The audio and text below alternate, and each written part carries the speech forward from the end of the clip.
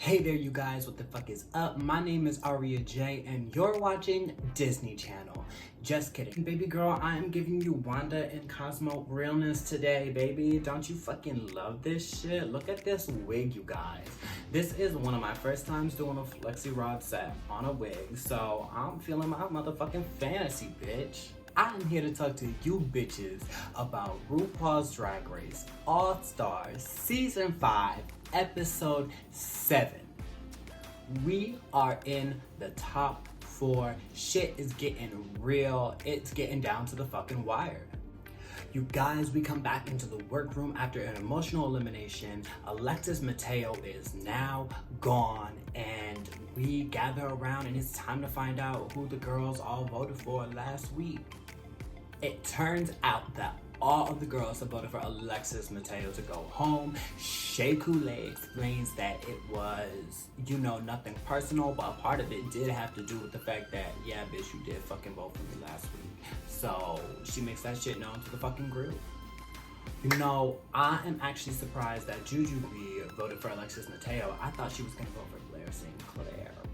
You guys, it is now a brand new day in the workroom, and RuPaul comes in to let the girls know that this week they will be doing a SmackDown stand-up comedy special challenge for their Maxi Challenge.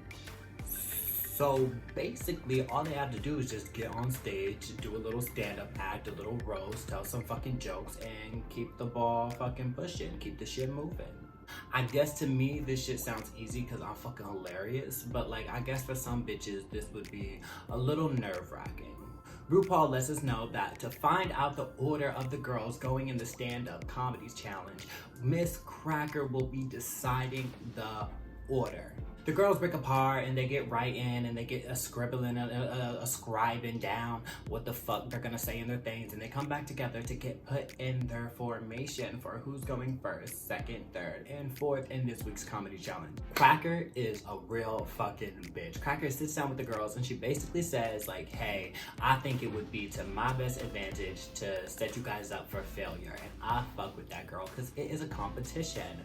Miss Cracker basically says, okay, Jujubee, you're going to go on first because opening up a show is fucking hard, and I hope that you fucking fumble and fuck that shit up. Miss Cracker lets Blair St. Clair know that she is going to be going after Jujubee, mostly because Miss Cracker does not think that Blair St. Clair can carry after Jujubee, and also because Miss Cracker thinks that she can slam Blair St. Clair the fuck down in a comedy challenge. Miss Cracker goes ahead and she puts herself third, and then she says, well, Shea Coulee, you are my biggest competition, so fuck you, bitch. I'm going to put you to close out the show, which is notoriously one of the hardest positions to do.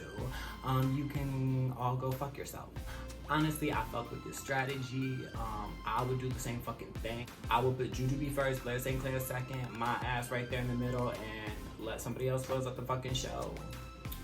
After they get put into their orders, it is time for them to work with Ross Matthews and a special guest funny judge this week, who is Jane Krakowski. I know her from Unbreakable Kimmy Schmidt. She's super great on that show. She's super hilarious. And she is here to help the girls work on their material this week for the comedy stand-up challenge. Jujubee comes in first and she starts going over her jokes, and basically she has itty bitty pieces and parts of jokes here and there, but she doesn't have too many fully structured jokes. So basically they tell her go ahead, hit the chalkboard, get some humor, set us up with some a joke, a punchline, and knock us down.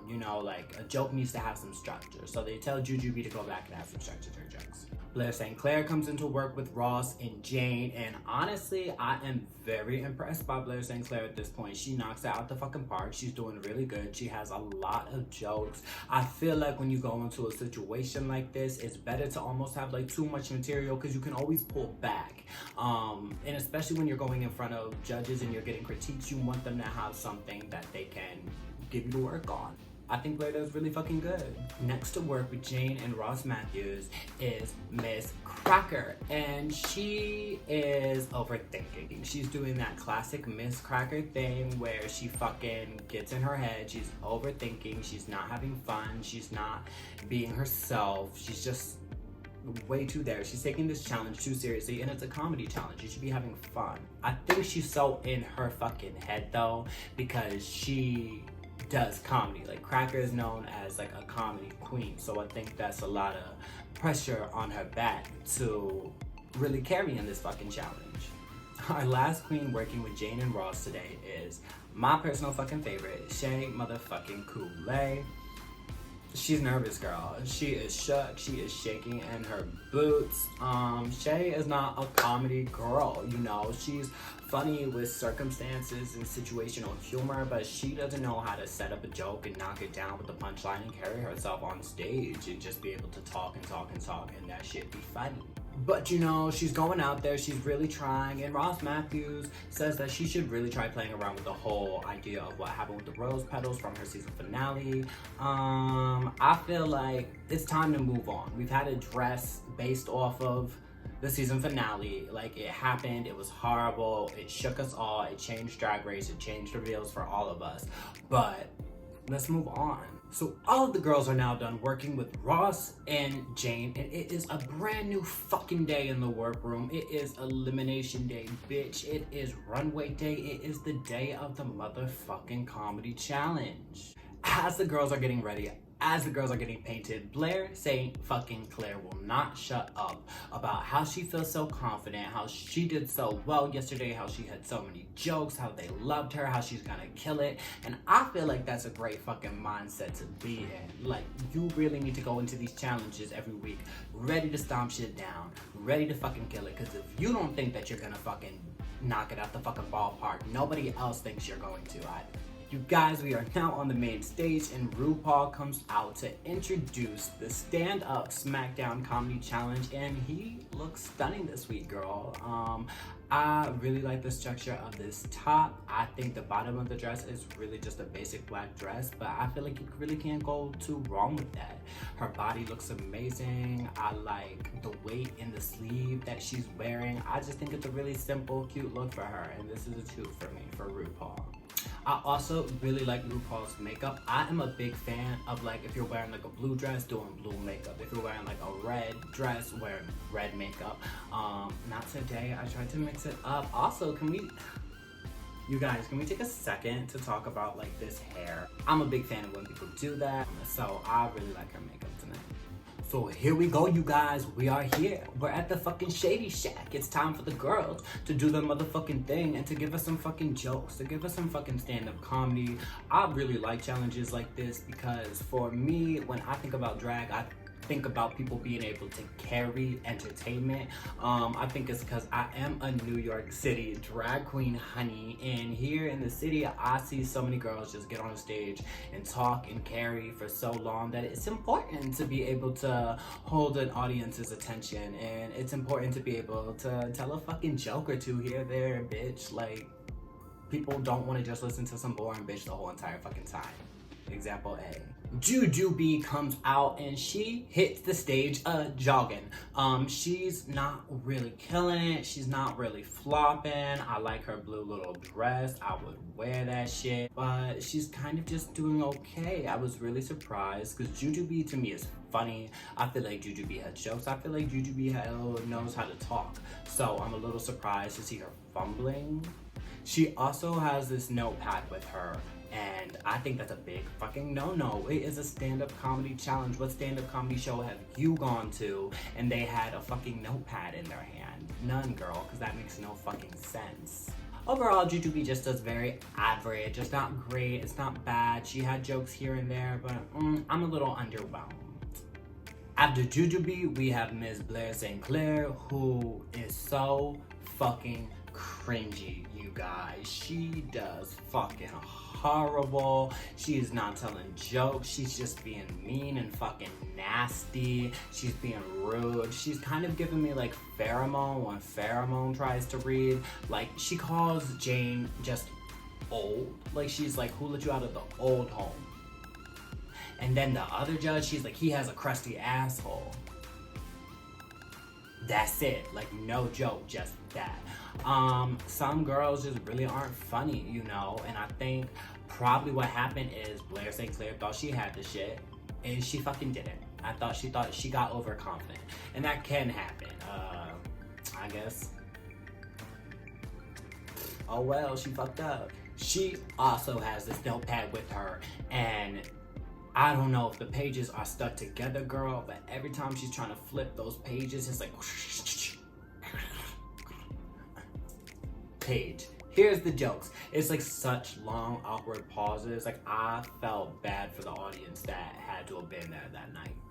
After Blair St. Clair, Miss Cracker comes out to try to fix the fucking show, try to get some fucking jokes in here, and she actually does really fucking amazing. I hate the fucking outfit that she's wearing though. It's like this blue jumpsuit with these long ass blue fucking sleeves, which is funny because it reminds me of Coco Montrese's outfit, but I loved Coco's outfit. I don't know why this isn't doing it for me on Cracker. The sleeves just look weird, the fit of it on her looks weird. But this challenge is not about her outfit, it is about her comedy. And you got it, she does really fucking amazing. This is where Cracker shines. I have seen Cracker here in New York City, and she is an entertainer. She's funny, she has personality, she has character. It's just when she gets in her head, you don't get to see those wonderful things. And she really hits the stage, and she lets all of those things go. She's really just present in the moment, and I think that's really good for her. Something I also really liked from Miss Cracker's performance that I feel like we didn't get from any other performances is an extreme amount of energy. Cracker went out there and she made me want to have fun with her. She is loud, she is energetic, she has so many different variations of jokes. I just think Cracker smacks this shit out the fucking park. She did so good this week, you guys. And you guys, here to close out our show is my personal favorite, Shea motherfucking Coulee. Shea is such a bitch because she comes out looking absolutely fucking stunning for this challenge, except I hate this wig. I don't know what's going on with this wig. I just don't like it. It's short and just gross. I don't like her wig, but her makeup looks amazing and that gown is everything. I think Shea Coulee does really good. Something I really like about Shea Coulee's set is that it's really just her talking to us about stories and experiences and shit. And I really like that because it felt interactive, it felt personal. I felt like I was right there as Shea was talking. And she had a lot of really funny jokes here and there. It wasn't anything amazing, like out of this world, ha ha ha ha ha, but she did really good, and I'm really glad she was able to get those nerves under her fucking belt and just come out here and do the fucking thing, because that's what we needed her to fucking do. Well, you guys, now that the Comedy Smackdown stand-up challenge is done, it is time for the runway, baby girl. And this week, the runway is freaky. Now, I have a weird issue with this runway. I feel like the word freaky has a lot of interpretation, so I just want to say that I feel like freaky to somebody might not be freaky to somebody else, so I think you have a lot of places to go with this category. The first queen to come out is Jujubee, and I think she hits the nail on the motherfucking head. This is such a great look. I love the colors of this look. I love the pattern of this outfit. I love the story that this outfit is telling. It is giving me jester. It is giving me clown. It is giving me freak show. I love the like onion rings that she's like carrying with her, like kind of like a scarf. I like the story she's telling with like the little heart on her like little chest, and she's crying, and it's such a cute, great, interesting look. She's wearing like 10-inch heels. Jujubee knocks us out the fucking park. After Jujubee, we get Blair St. Clair, and the only thing I really like about this look is her hair. I think her hair looks fucking fantastic. I like the little buns. It looks like it's human hair. It was moving all about that fucking stage, girl. It looked great. But as far as her look, I did not care for it much. She says that she is doing a take on the Cheshire Cat from Alice in Wonderland. I don't see that at all. I couldn't really even tell that she was a cat until she mentioned the fact that she was a cat. And I was just underwhelmed. I didn't like her patterns and her textures together. I didn't like a lot of her outfit. I didn't like the harness that she was wearing with it. I just was a little let down with it. After Blair St. Clair, we get Miss Cracker, and honestly for me, this look is a boo. Unfortunately, this is a boo boo boo. I do not like the look she comes out in on the runway. She is like wearing this huge like witch Dr. Crow mask, like this steampunk inspired thing, which I think is really cool. That to me is freaky, but the rest of her outfit is just like this cloak that's just huge and oversized. I don't like it. And then we have a reveal, and so what I think is an amazing look but did not give me freaky, it gave me glamour a lot. She has inches down to her fucking ankles, so basically 5 inches, because Cracker is the smallest bitch in the world. But really, she's just in a stone jumpsuit with long hair, and I love the look. But if the only thing freaky about it is that she has 2 different color contacts. If she had the same color eye, this would literally just be a high glamour look. So like I said, even though I really do like this look, unfortunately, it's a boo. It doesn't fit the challenge for me. I don't see it as freaky. Our last queen to hit the runway tonight is Shea Coulee, and I am a big fucking fan of this look. I really fucking like it. I think it's cute. I think it's interesting. I have seen her wear this jumpsuit before in the Little Sally Walker music video by my favorite fucking queen, Iggy Azalea. And I think she looks great in it. I love the harness with it. I like the boots that she's wearing. They have eyes all over them. I think that's really interesting. I like the blues and the colors in her jacket that tie in with the boots. And I really like the mullet that she's wearing. I do not usually like a mullet, but I really like the mullet that she's wearing. I think her makeup is really interesting. So it's a 2 for me. I get like a club kid from this, but I think that's a little freaky. You know what I mean? Like, I see this bitch, like, this is a weird, freaky bitch to me. Like, this seems like somebody that, like, probably plays a weird instrument, or, like, somebody that, like, eats cats. So, you guys, like always, the judges give their critiques, and once they are done, RuPaul announces the winner of the challenge. And this week, our winner is Ms. Cracker. Do I, AriaJae, agree, with this week's winner? Question mark. I do. You know, I know I voted her fucking look, but that's only because I felt like it didn't fit the challenge. But, you know, she did really great on this comedy challenge. That's her strength, you know, and I don't hate the runway. You know, I don't hate it. So I definitely think Cracker deserved to win this week. I'm really happy for her. I think this solidifies? It secures her a place in the finale, brings her in there just a little bit stronger, you know? Now that Cracker has been named the winner, it is time for the girls to go back to the workroom and plead their fucking cases on why they think they should make it to the final 3. As soon as we get in there, Blair St. Clair is like trying to save her fucking life. Blair St. Clair is like, I don't think we should go off of report cards. I don't think that an all-star needs to win challenges. I don't think that she's basically just like, keep me here, girl. Keep me here. I'm begging you. I'm begging you. I'm begging you. And I don't like that shit. Like, girl, you have no wins. Like, you've not been that great. You know, I'm really torn when it comes to Blair St. Clair, because she's given me a lot more than I expected from her when she came into this competition, and I really am impressed and happy with her growth. But when you put her next to these heavy fucking hitters like Jujubee, Cracker, Shea, she just falls so flat to me. Shea Coulee begins to, you know, plead her case, and she really talks a lot about, you know, her experience in the past and overcoming losing in the past. And for me, that's a weird argument to make on All Stars, because all of these bitches are here because they've already lost. So, like, maybe she's trying to be relatable, but I'm like, girl, everybody is here because they lost. You should be like, well, I have some good wins. I'm fierce competition. I'm trying to go up against you in the finale. Let's fucking do it. Like, just because you came out of a dark place doesn't mean shit to me. Jujubee pleads her case, and her case by far is my absolute favorite because she talks about how her drag has evolved, and it's very, very fucking true. When you look at Jujubee's drag now compared to where it was on her original seasons, and even when she's come back for All Stars, her drag has just evolved leaps and bounds and is so modern and with the times, while still giving us that classic old school drag that I think, you know, we're kind of moving away from, but I think that we definitely need to remember. Drag like Alexis Mateo does, like India Farah does. I think Jujubee is just very modern, and I think she has progressed with the times.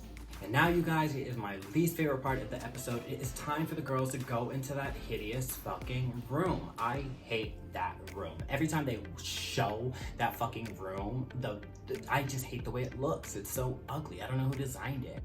The girls get into the room, they do the fucking thing, they put the lipstick in the boxes, and now it is time for us to get back to the main stage for our lip sync.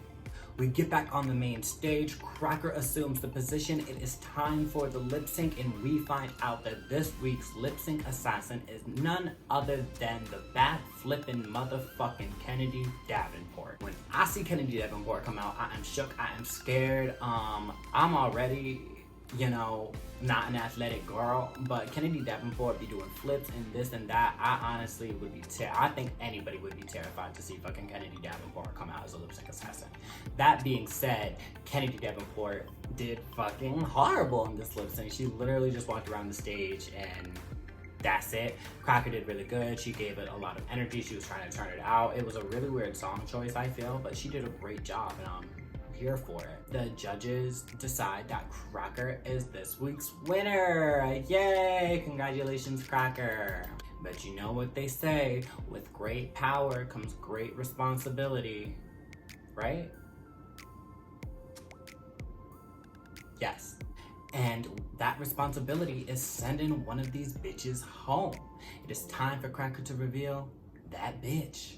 And you guys, I am so sorry to say that unfortunately that bitch is Blair St. Clair. Blair St. Clair is the queen going home this week, and it's so sad to see her go, but not really. I think it was her time. She got pretty far in this fucking competition. I'm really surprised with how far she's gotten. I'm really surprised with how much she's grown. Hopefully we see a lot more of her. I think she's a great drag queen. And all that being said, you guys, that is the end of our episode. Just kidding. No, it's fucking not, you guys. This shit has me gagged. As the music starts to play, RuPaul gets a fucking phone call. Something is going on next week with the finale. We don't see what the fuck is going on, but apparently it's gonna be some messy shit that I guess is gonna happen next week. I'm excited to fucking see it, and I can't wait to find out. You know, I was waiting because this season hasn't had a twist. It hasn't had like a, oh, we're bringing a queen back yet moment. So I'm excited to see whatever the fuck is gonna happen. But with that being said, you guys, that is this week's episode of RuPaul's Drag Race All-Stars 5, episode fucking 7. If you guys are fucking liking these videos, go ahead and like that shit. Go ahead and leave a fucking comment. Go ahead and fucking subscribe. I'm having a great time making these videos for you guys. I hope that you're having a great time watching them. My name is AriaJae, and if you don't like me, you can go suck a dick.